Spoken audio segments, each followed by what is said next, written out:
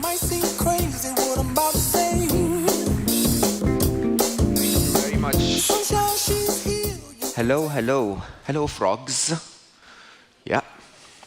I am a frog too. I have been for quite a bit of time. I think recently I started to try to jump out of the water, at least to tell you that the water is boiling. Because like that boring proverb, we've always heard, the idea that the frog, when you put it in cold water and, heat the water slowly, the frog doesn't notice, and then eventually the frog gets boiled alive. I have to admit, this hit me really, really strongly by 2020. When you look back from 2020, you realize there were so many signs that we were going to get a very big pandemic that is going to affect us. If you look back at history, 1920 was around the same time. We've had swine flu and bird flu and all of the other things, SARS and so on before that. And yet, somehow, no one said, hey, by the way, should we be cautious about a possible pandemic? And then when COVID started, first patient, nobody's paying attention. 20 patients, nobody cares. 100 patients, 1,000 patients. It was really when we started to get to 1 million that suddenly everyone was like, the water's boiling. We're all gonna die. Interesting. You seem to, I don't blame anyone for this. I've recently been putting a lot of attention in understanding the economic and geopolitical situation of the world. And until I started to, I thought it was chill. It was okay. Nothing was, and then you start to put your head into it. I think what happens is for each and every one of us, we have limited capacity as humans. Like we can focus on 10 topics, right? 15, and if AI is not one of them, it doesn't really exist to us, okay? Now, I'm here to tell you, this is it. The world as you know it is over, completely done, okay? It's not about to be over, it's over, right? And so, I'd openly say, you probably have a year, not to live, you're gonna live more than a year, I hope, but you probably have a year to react, okay? And don't blame me, because honestly, I'm never coming back to speak to you. Next year, you're probably gonna invite my avatar, right? So, and I promise you that's the truth. Before I came here yesterday, just for the fun of it, I asked Gemini and ChatGPT, I said, give me a 35-minute speech on AI and read me minutes 2 to 4. Yeah, it did sound a bit like a politician, but it made a speech, right? And it's quite interesting how we ignore that, because with something like ChatGPT 4.0, which came out this week, it not only prepared the speech, but it now can also laugh with me and sing with me and tell me things. It sounds very Californian to me, but anyway, I've lived with Californians long enough to put up with it, right? But it's real. It is real. And if you haven't used it, where have you been? In the water, right? Now, if we were to understand, I'm going to try to speak for 30 minutes and then allow us maybe 15 minutes of a chat so that we can come around this as a community. What I'll try to do is first help you understand where we're coming from. Because if you understand the trajectory of what's been happening, how quickly that thing is launching, you can imagine how it's going to look like next year, right? So where we came from, I'm a very serious geek. I started coding at age 8, which feels like a zillion years ago. And when I coded, believe it or not, age 8, first time I coded, I was using BASIC, which is, as the name implies, a very basic language. And I wanted to create an AI. That was my dream, right? Every one of us geeks, we just wanted to create an AI. It was everyone's dream. We never managed to, but we did something that appeared intelligent. So, let me start by defining what is AI. Every piece of code I've ever written before the year 2000 was a piece of code where I solved the problem first with my intelligence and then told the computer how to solve it, right? So it's almost like if I call one of you and give you a puzzle and then tell you, This piece you put in the top left corner, and then that piece under it, and that piece under it, and then turn this one, and so on. You can finish the puzzle, and if someone doesn't hear me giving you the instructions, they would think you're very smart, but you're not, right? By the turn of the century, this ended, right? So the idea of us telling computers what to do, by the way, they did it very quickly, very accurately at a massive scale, and so they appeared smart. Okay? But it was me who solved the problem. It was my intelligence multiplied, right? By the turn of the century, we discovered something called deep learning. And deep learning was truly teaching computers the way I taught my children how to be intelligent.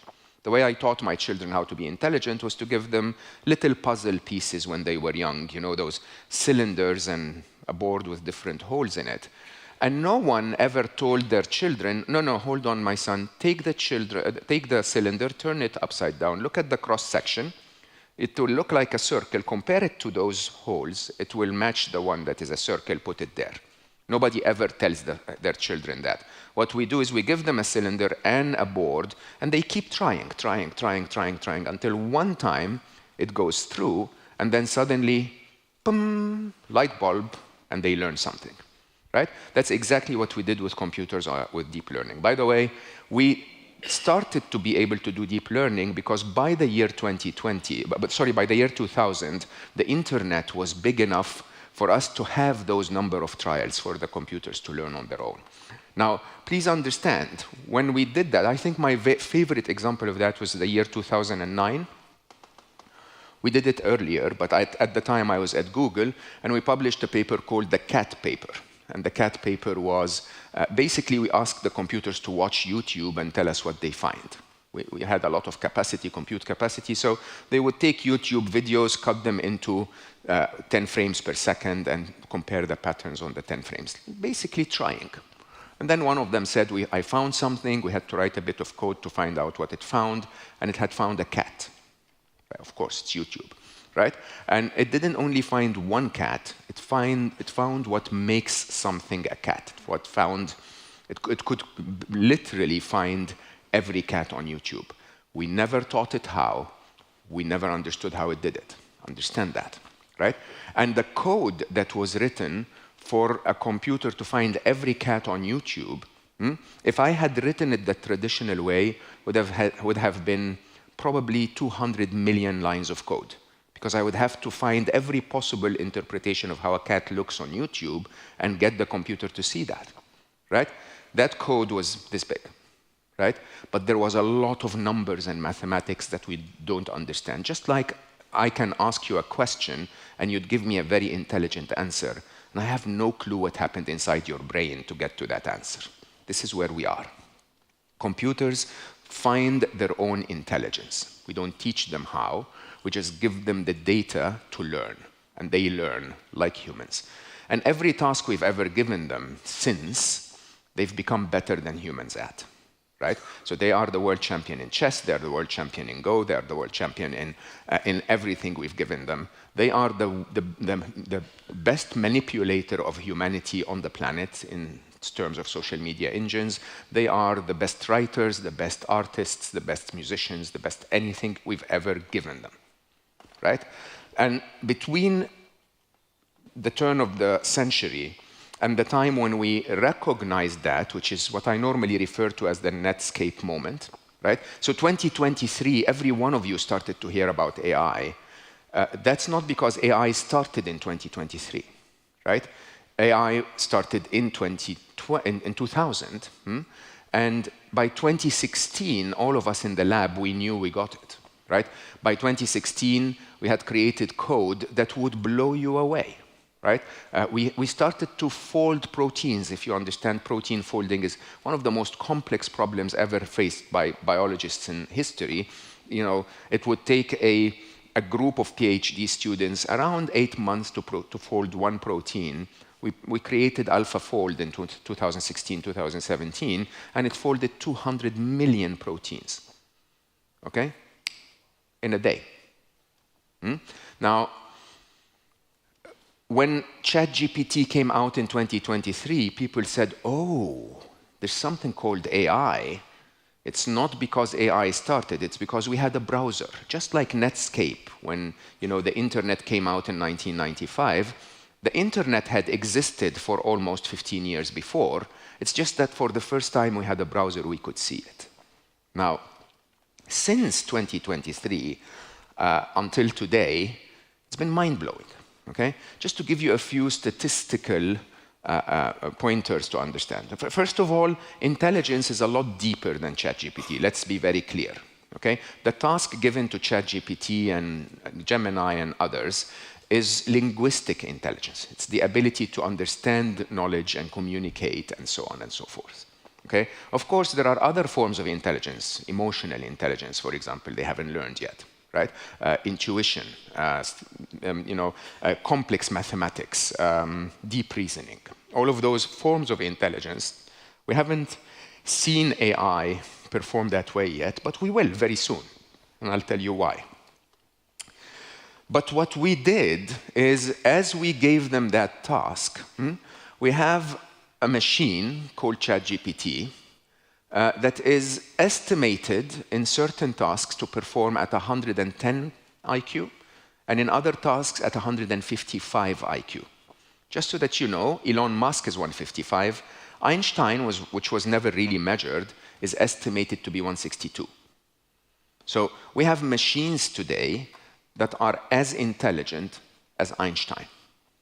And we as humans, sitting in the cold water, the gradually heating water, are chilling and discussing and saying, no, but we will always be humans. We will always be in the lead.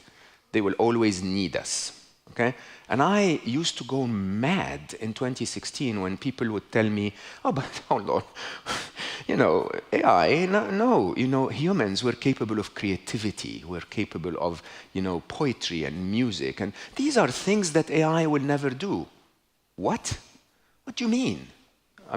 Basically, they're doing every one of them better than us, right? Why? Because if you take the most complex of them, innovation, for example, in my very geeky mind, innovation can be turned into a mathematical equation. It's basically an instruction to a machine that says, find every possible solution to a problem, discard the ones that were proposed before, give me the ones that have never been proposed before, and that is innovation.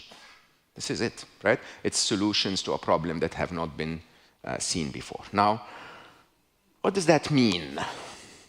We're all going to die. No, we're not. Okay? What it means is that the world has changed. Okay? And the key word to artificial intelligence is singularity. Is that we don't actually know how the world will change. Right? A singularity is an event horizon where the rules of the game change so much that you're no longer able to understand how the game will be played. Okay? When the rules of the game become that the smartest person you can ever hire in your company is no longer a human, okay? Everything you know about the rules of HR change, okay?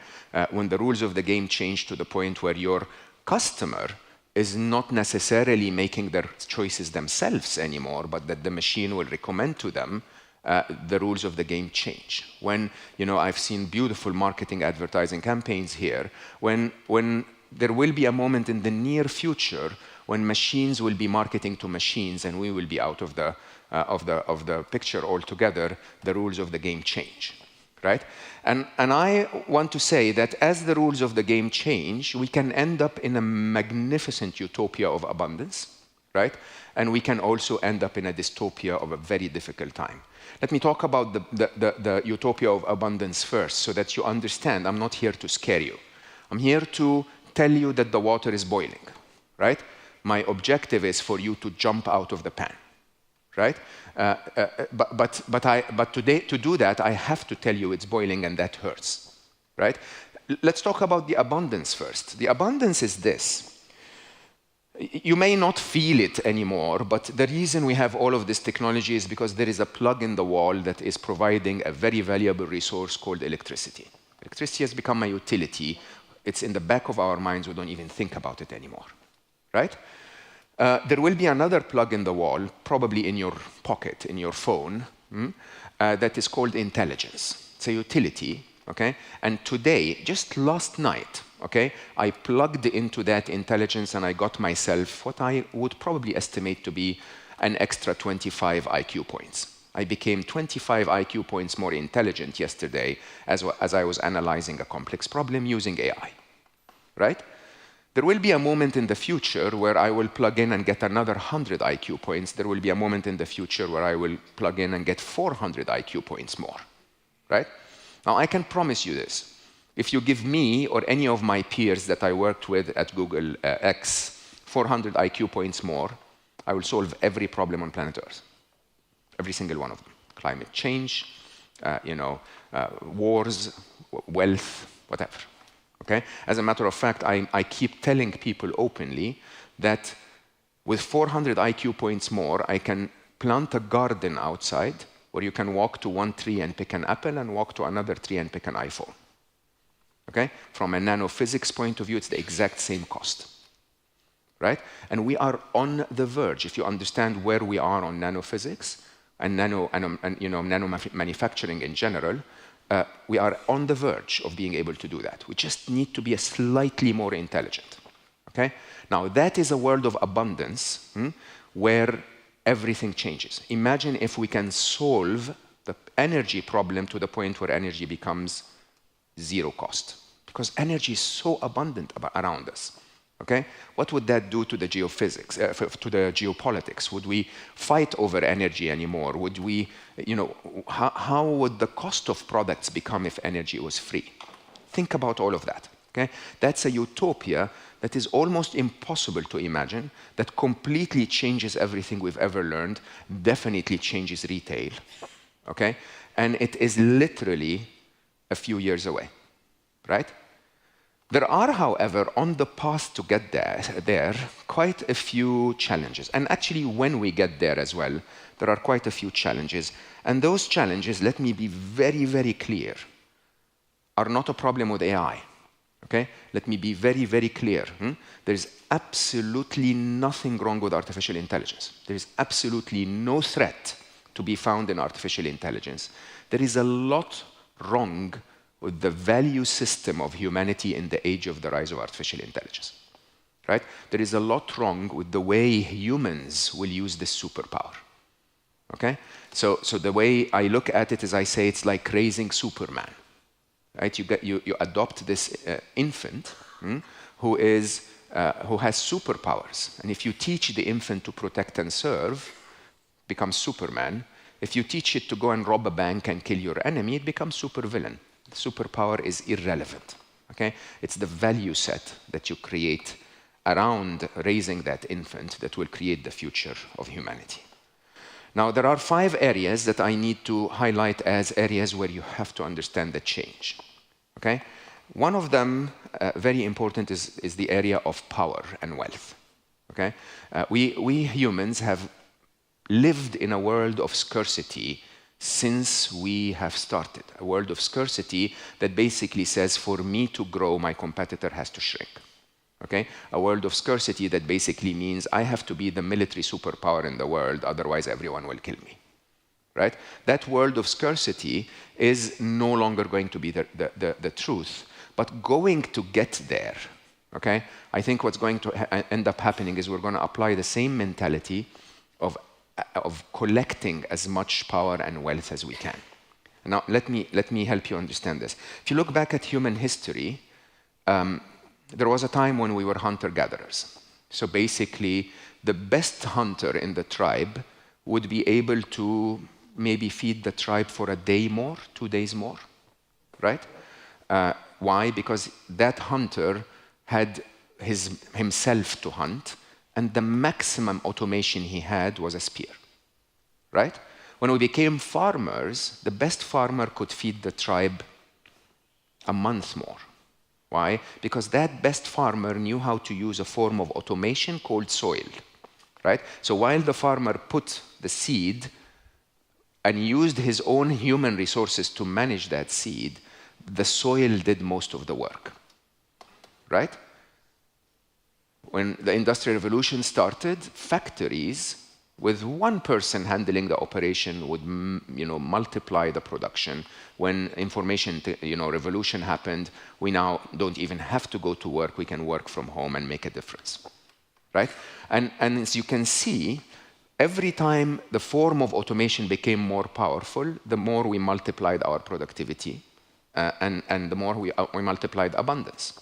But at the same time, the more we multiplied the power of those who owned the automation, right? So the best hunter in the tribe may have been preferred by the leader or fancied by the women of the tribe. That's the maximum he could get. The best farmers didn't make the money. The landlord made the money.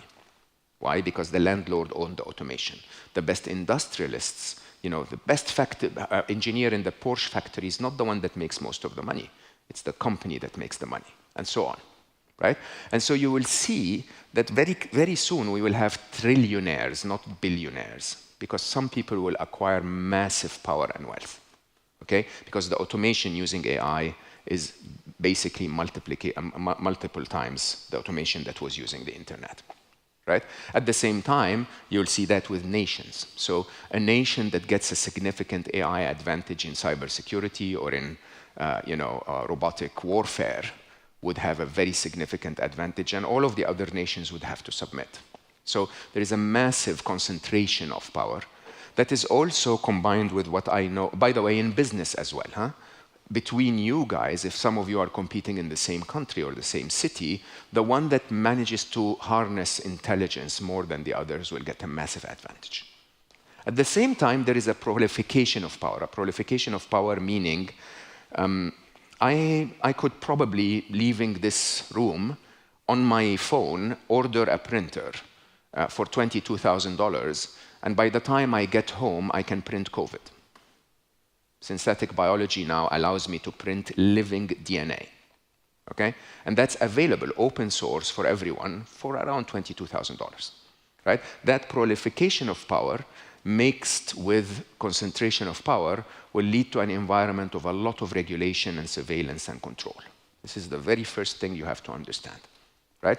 The concentration, surveillance, and control means that your consumer is not as free as your consumer used to be, okay? Another thing that will actually happen very quickly is that a lot of your consumers will run out of business. They'll basically become out of a job. Why? Because jobs will go to the automation platform, right? Your jobs will not go to the automation platform. They will go to someone who knows how to use the automation platform.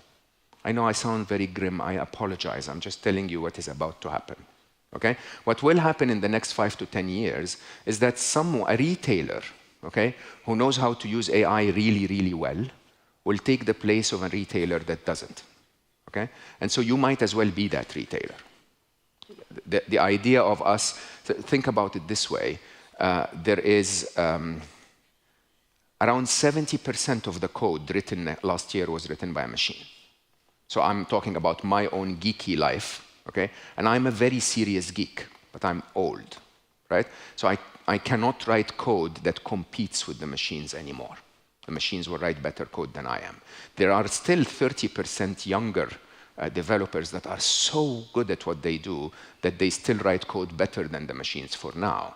But remember, over time, the machines will learn that code and learn how to write it as well. That's number 2. Number 3, which I think is really incredibly important in retail, is the nature of human connection will change massively, okay?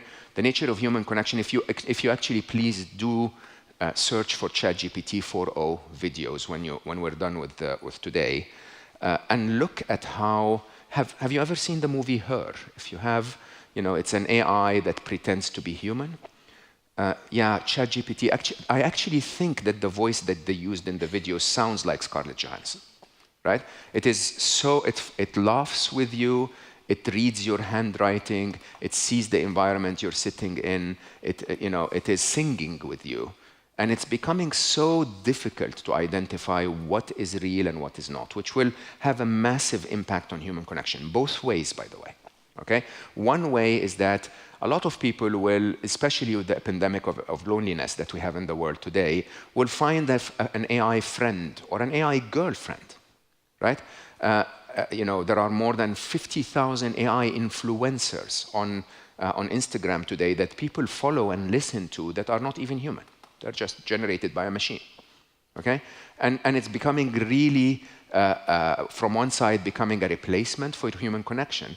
But from the other side, it makes us crave genuine human connection even more, okay? So this, by the way, if I send the avatar next year, it's not going to feel the same, right? When we're done with this, I'll be around for your coffee break, and we can shake hands, and it's going to feel very different than it is with a machine. And I think this, in my view, is one of the biggest differentiators. Unlike what most people will tell you about what you can do, and I'll come back to what you can do in a minute, what you can do in the age of artificial intelligence. Of course, you have to learn the tools, but believe me, in the next 5 to 10 years, those who will capitalize on human connection will actually outperform those who don't. So those who replace everything with a machine are going to become more efficient, but those who will capitalize on human connection will become more loved. Okay? The other, and maybe the last trend I want to talk about is the trend of the absence of the truth, or the end of the truth. Okay? So there is a lot happening today in the geopolitics, politics and economics of the world, and even in AI and climate change and so on, where you no longer know if it's true or not, because the mainstream media and social media is, covering it in a way that makes you no longer understand what is not, what is true and what is and what is not. And I think the reality is one of the biggest skills is those with authenticity and genuine honesty, as humans or as businesses, will very quickly get, again, the favor of people around them, of their clients and their partners and so on. Right. I'm going to quickly talk about what we need to do in this environment. I really apologize for concerning you. Okay?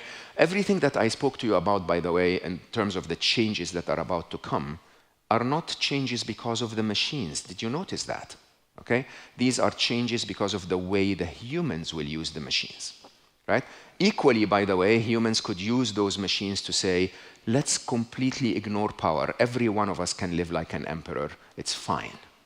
Okay? We don't need to compete, but that's not the human tendency. The human tendency, which I believe will eventually change, is that we want to aggregate more. We want to win.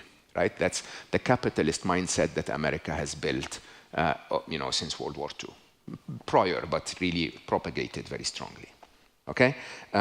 There will be a time, in my view, where we will all go back and say, why are we competing for this? Right? The difference between the worst car in the world and the best car in the world is zero. Everything's so perfect, right? The difference between the abundance that every one of us can have today and the life that the Roman emperors had is infinite. Right? So why are we competing for more? So I call that normally in my book, Scary Smart, I call it the fourth inevitable. That eventually humanity will come to a point where the extra fight is not worth the effort, because everyone is getting such an incredibly affordable, amazing access to technology and life. Right, so what do we need to do? I'll say that in a couple of minutes, and then we open for questions. There are 3 skills that every organization and every human, and by the way, your kids as well, need to learn. One is learn the tools, learn AI, right? Don't live in the fax machine era anymore. When you leave today, go to one of the top tools, Gemini or ChatGPT, and basically ask and say, I'm in retail, I live in this country, I'm very interested in food and beverage retail or whatever, I don't know, something, right? What tools should I be aware of? Right? What AI tools should I be aware of if I want to create videos or create marketing material or whatever, right? And it will tell you, and then you can follow from there.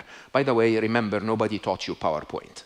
You didn't need a tutor to tell you that, right? So nobody will teach you AI. There will not be a course. You just hold the tool and start chatting to it. That's skill number 1. Skill number 2 is I urge you to find the truth. Find the truth, okay? The sign of this era is for you to not be... did you see the movie Idiocracy? Yeah, that's a must. That's a cult classic. You have to see that. You really have to find a way to tell yourself, not everything I'm being told is true. I need to find out for myself what the truth is. Right? So the biggest difference between ChatGPT and Google search when I worked at Google is that when you searched Google, it gave you a million sites and told you find your own truth. Right? When you search ChatGPT, it tells you with confidence, the answer is, boom, a highly influenced Californian answer and view of the world.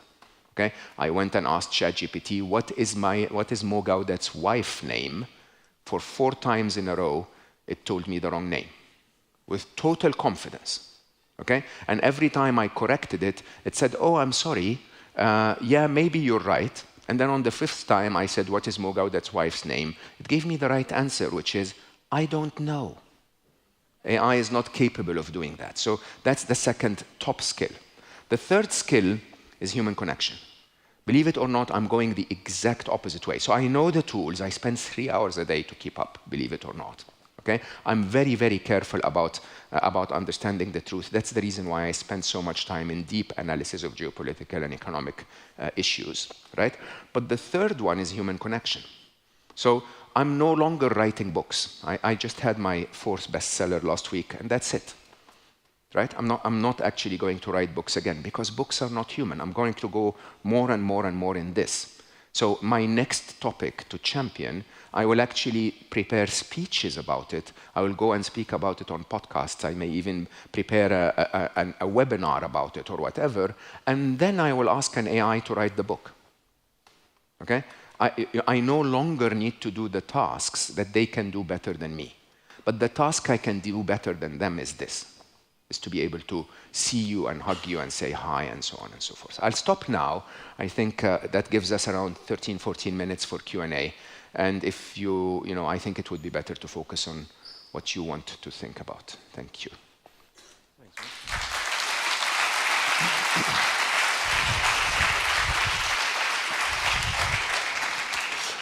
So Mo and I have a chat, dig into some of those topics a bit deeper for 10 minutes. But importantly, we've got this time. If you would like to ask Mo a question, please do. It's an opportunity. It's not a threat. I can't believe that no one's got anything they'd like to dig into. There you go. I don't even have to ask the first question. Yes. Hang on one sec. We've got a microphone coming. Yeah. Thanks. Hi, Mo. You described yourself as a geek, and you are a master of code. So, is it possible to digitalize fear or anger? Oh yeah, 100%. So that's a question I get quite a lot. Again, from the typical way of people saying, AI will never be creative, will never make music, and so on. So most emotions, I would probably now almost say all emotions. I'll tell you why I moved my mind on that. Most emotions are very algorithmic. We don't see them that way because they seem irrational. But fear is a moment in the future is perceived to be less safe than now. Okay? When you logically perceive that, you feel fear. Okay? In our biological machine is wired to sense that before your logical brain engages. As a matter of fact, your amygdala will perceive a fear 90 seconds before your prefrontal cortex perceives it. So that's why, if something shows up behind you, you jump without thinking. But the same algorithm is true. A moment in the future is less safe than now. Okay? A machine can definitely perceive that. Right? I can easily program that in the machine. And if you give the machine a task to, for example, merchandise your store, okay, it will absolutely, as it becomes more intelligent, it will look for possible threats in the future that might prevent it from merchandising the store. That will be analogous to fear, right? And all of the other emotions, anger. Anger is a difference in value set. It's a form of fear, but instead of fight or flight response, there is a hiss response. Let me scream so that you run away. Instead of me running, fight or flight, I want you to run. That's anger, right? And yeah, once again, it is a sense of difference in value set combined with a sense of feeling unsafe around someone or something, some situation leads to anger, right? And you can take all of them. All emotions, perhaps other than love. can actually follow an algorithmic path. Now, remember, the way a cat responds to anger is different, or fear, is different than the way a pufferfish responds. It's different than the way we respond. And it's also going to be different than the way a machine responds, right? So, fear for a pufferfish makes it puff, right? For a cat, it hisses, and for a human, we fight or flight, right? For a machine, it might move its code to another place, a different reaction, but the logic of the emotion is the same. I even dare say, and I know it sounds really shocking, that the machines will have a wider range of emotions than we do. And the reason for that logic is we have a wider range of emotion than a goldfish because we can understand concepts like the future, right? And so we can ponder emotions like optimism and pessimism because we can have an image of the future. A goldfish doesn't do that, right? And because the intellectual bandwidth of the machines is likely going to be bigger than ours, they may feel things that we don't really understand at all. I think that's about to happen as well. Having said that, I should also remind you that, as I said in the beginning, emotional intelligence has not been the big investment of the AI community so far, even though, in my view, the natural evolution of the intelligence of the machines will lead them there eventually. Okay, I'll ask a question. We were joined by actually no, sorry, we do have an audience member. I love that you prefer their questions to yours. Yeah, that's very, Everyone's very selfless. Very selfless. They've been listening to me for a day and a half already. So sorry for that. We talked last 2 days a lot about measurement. So maybe to ask a question after the emotions, like, is there any good way you know how to measure the emotions? I do not know the answer to that. I don't know the answer to that. I have my last book is about stress, and we talk very clearly. We have a chapter called emotional stress, right? And the idea is that we in the modern world, sadly, have been trained to think when we go to school. We haven't been trained to feel. Okay, we have been trained to, unfortunately, suppress our emotions.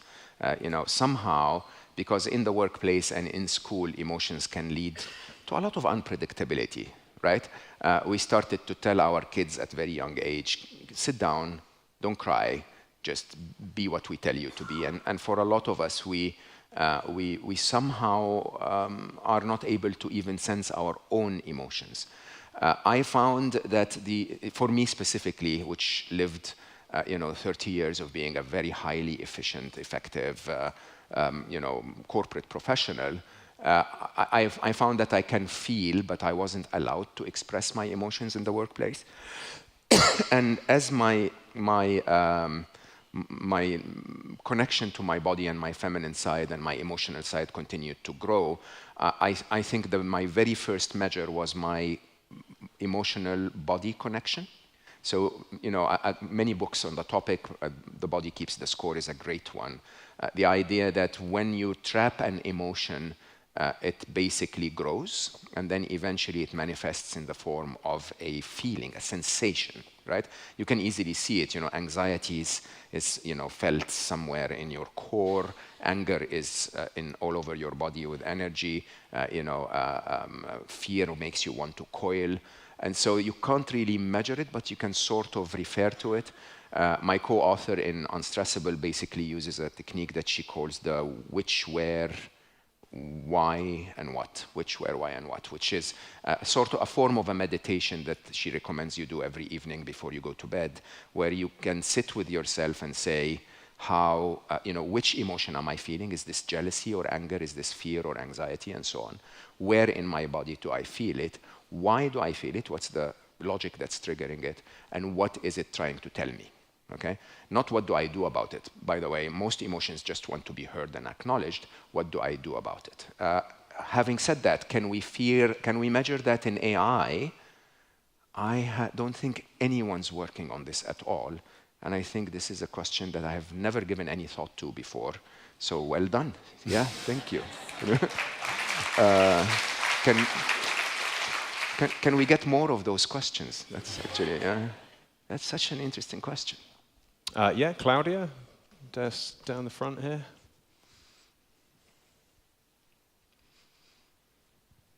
We heard yesterday about how irrational we are as humans. Yes. And in our business, we're always trying to use research or any other methodology to try to predict consumer behavior. Do you think AI can help us do that? 100%. First of all, I don't think we're irrational at all. I think we're predictably irrational, right? So because we are a very complex machine that takes a lot of input and parameters, and because our situation is always in flux, our behaviors seem to be irrational, right? Fear seems to be a very irrational response to things, but you know, when you know the logic behind it, and if you're aware to capture what triggered it, it's not irrational at all. It's the most rational thing to do, right? The thing about AI is that the way we teach AI, believe it or not, is to actually observe patterns without judgment, which is such an interesting thing that humans are not capable of doing, right? So the idea is an AI would be able to say, it wouldn't be able to explain why, but it would easily be able to say 16,000 iPhone holders walked by your store and stopped for a minute and then didn't walk in. It can do that. It has all of that information, right? And basically, it can also tell you, and by the way, when you had green in your window, 6% of them walked in, okay?